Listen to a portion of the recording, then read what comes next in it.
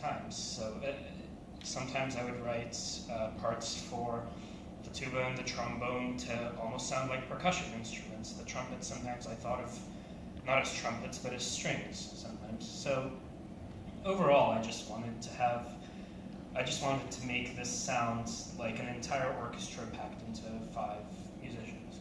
Yeah.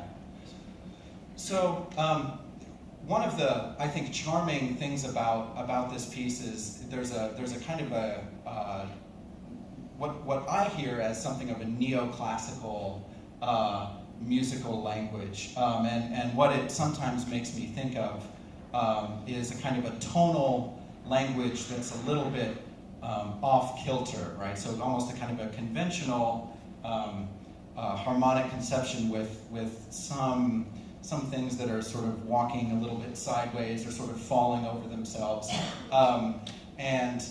Sometimes you can think of it as working with the right-wrong notes.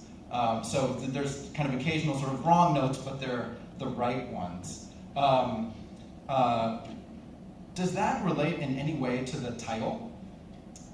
In a sense, it does, actually, because I am at heart an obsolete traditionalist. I absolutely adore kind of the older periods of classical music, the classical, romantic, perhaps early 20th century style. I'm less enamored with pretty much everything that comes after that. So, in a sense, that explains the title of the piece as well, because for a long time I struggled to come up with I suppose a typical descriptive title of a piece, such as Scherzo, for instance, which would have worked, but just didn't really strike my attention. Same thing with tone poem, fantasy, really everything that I could have thought of for this piece.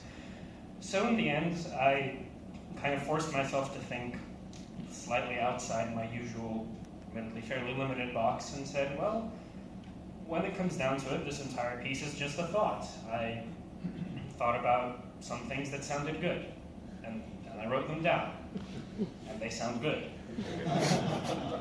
So I ended up naming it. It's a musical thought. Hopefully it evokes pleasant thoughts in your heads, and hopefully you enjoy it.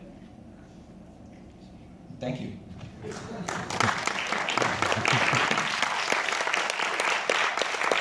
Я сказал.